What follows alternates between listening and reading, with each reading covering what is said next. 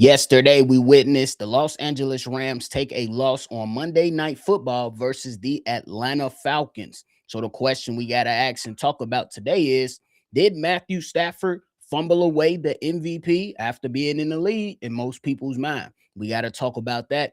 And then the Indianapolis Colts have announced that they are starting Riley Leonard for their final game of the season, leading to more head scratching decisions from the guys in Indy. Y'all know we're going to talk about it, break it all down, but you got to hear the music first.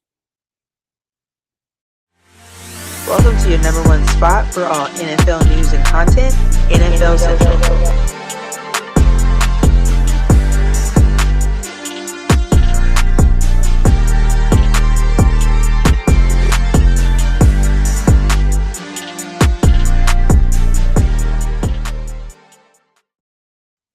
What's going on, NFL fans? Welcome back into another episode of NFL Central, your number one spot for everything NFL. I'm your host here, Bobby, and I'm holding it down on today's daily episode. So if you tuned in, love talking this football talk, make sure you go ahead and hit that like button and subscribe to the channel. Now, yesterday on Monday Night Football, we witnessed a really exciting game to where the Atlanta Falcons, they jumped out early with a 21-0 lead, and here came the Los Angeles Rams storming back. But it was not necessarily a great game for my man's Matthew Stafford. Matthew Stafford went out there yesterday and passed for 269 yards, had 2 touchdowns, but what was a gut punch was 3 interceptions from Matthew Stafford. On the opposite side, we seen a decent game from Kirk Cousins with just 126 yards and a touchdown, but a really outstanding game from a lot of others over there in the Atlanta Falcons. And if we keeping it real, they got a lot of talent that they can move forward with as they continue to try to rebuild themselves out back to being at least a playoff contender. B. John Robinson had 22 carries for 195 yards and honestly could have went for a little bit more. Then you seen on the defensive side, guys like Xavier Watts, rookie, putting on a hell of a performance yesterday. I love what guys like Leonard Floyd did. Jesse Bates stepped up on the defensive side of the ball as well. And hey, James Pierce Jr., one of the guys that I really like coming out of the draft in Tennessee. I thought he was a baller. And this season, he's having a really good season. But back on to Matthew Stafford. Did he fumble away his MVP? I would say it's to be determined. I think that is going to come down to everything, the voters taking everything into consideration when you're talking about scheduling, when you're talking about how the guys perform during certain teams that was on their schedule. So I think that Matthew Stafford is not completely out of the MVP race, but performances like yesterday and the performance a week prior versus the Seattle Seahawks definitely makes the case for Matthew Stafford a lot tougher to just hand him over the MVP. Some things that may go out there and help Matthew Stafford will include the tough schedule that the Los Angeles Rams played versus another guy that's in the running in Drake May and the New England Patriots. Now, some notable wins on the Los Angeles Rams schedule include Houston, the Indianapolis Colts, Baltimore Ravens, Jacksonville Jaguars. They beat Seattle. They beat Detroit. But ultimately, we got to sit up here and say, how much does the losses in the last 2 weeks affect Matthew Stafford case? When you look at the New England Patriots, hey, they can only play who's on their schedule. You can't go to anybody in the NFL scheduler's office and say, hey, we want to take these guys off our schedule to put another team up on there. That's just is what it is. But you do have to give credit to guys like Drake May for, number one, playing extremely well, regardless of who's he's been going up against on the opposite side of the field. He's performed pretty damn well all year long.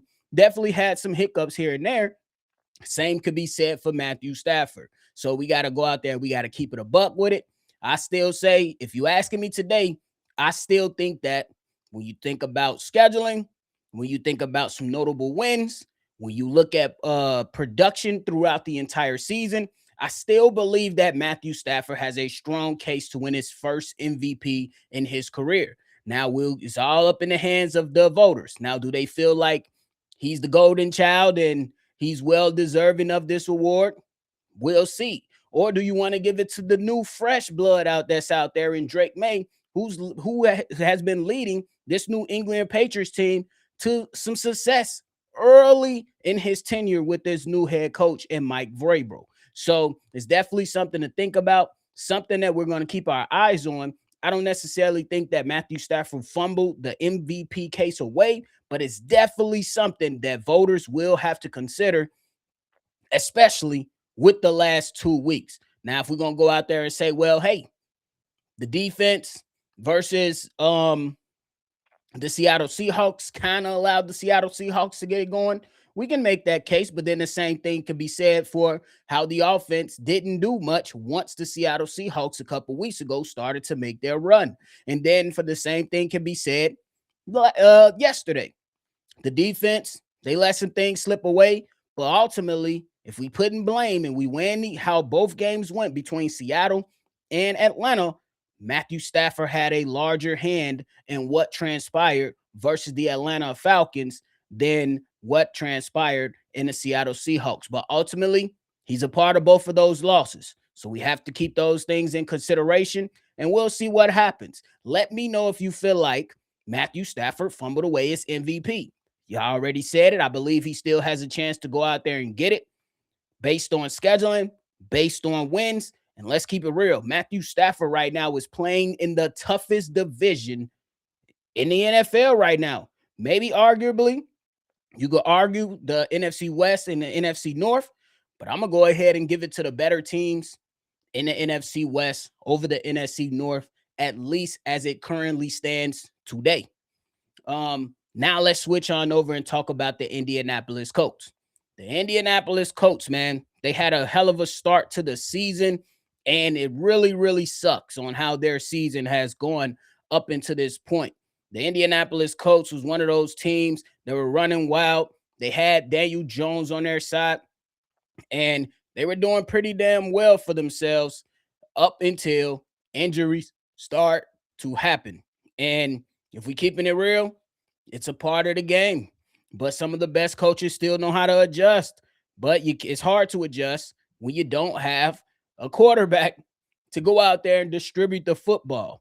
And then you held on to Daniel Jones and allowed him to come out and do a number of things. And he started to cough up the games. You know what I mean? And right now, these guys, they have lost 5 straight games. 6 straight games. Yeah, 6 straight games up until this point. And it sucks.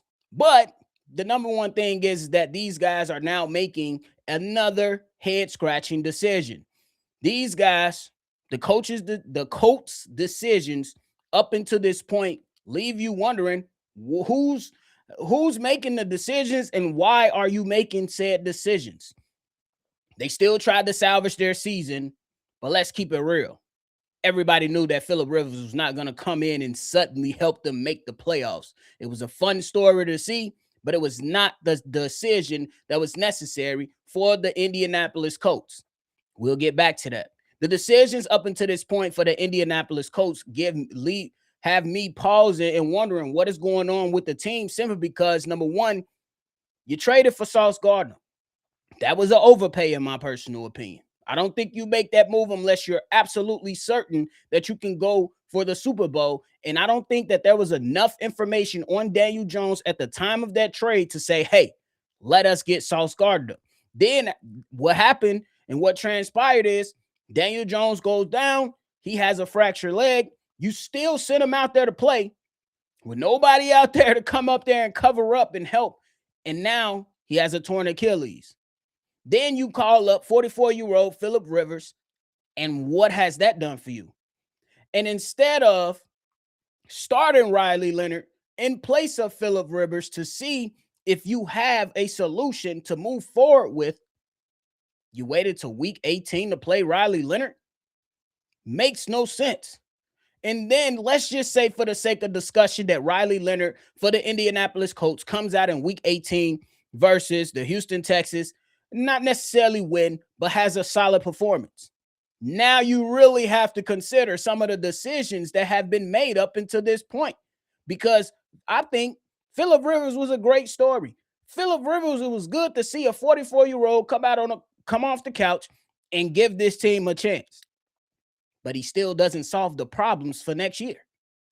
You're uncertain about Daniel Jones. You damn sure don't want to deal with Anthony Richardson. And you could have had a nice little 4-game span to see if Riley Leonard can help this football team for now and potentially earn himself a shot for next year.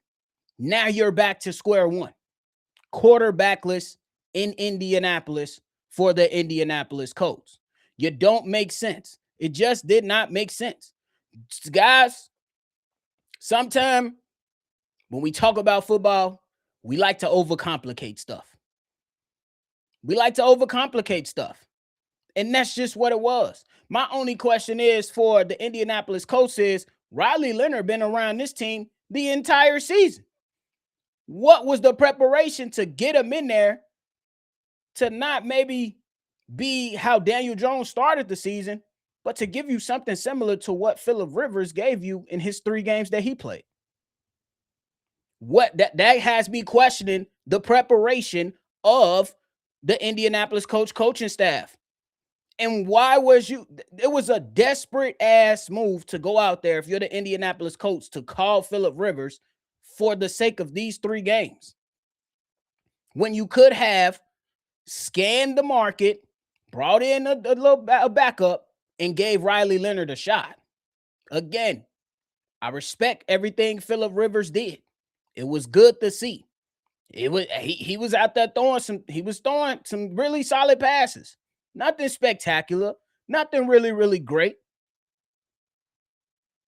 But I feel like you could have gave that opportunity to Riley Leonard, and now you just wasted an opportunity to scout another quarterback, and now you're going to be back at square one, wasting all the talent that you have on your team, and you just depleted your bank of assets if you're the Indianapolis Colts. Head-scratching decisions that don't make sense. But hey, again, it goes back to sometimes the smart guy outsmarting himself because he thinks a light bulb goes off in his head and he just suddenly thinks this is going to be a great idea. And it backfired, in my personal opinion. Y'all let me know if you agree or disagree, and we'll chalk it up and leave it like that, man. But hey, that is it for me today, y'all. I appreciate y'all for tuning in to another episode of NFL Central. Before you get up out of here, make sure you hit that like button, subscribe to the channel, and hit that notification bell as well, man. We're getting into the most exciting part of the season. That is Week 18 and the playoffs. It is going to be a lot of fun. It's going to be a lot of things to talk about, a lot of things to break down. So make sure you stay locked in and tuned in regardless of the team that you root for. We love talking football over here, myself and Steve-O. So you make sure you dial in so you can go ahead and bring us some of your football takes as well, man.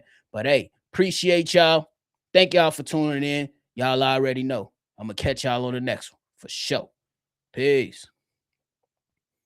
This has been a presentation of the Breaks Media.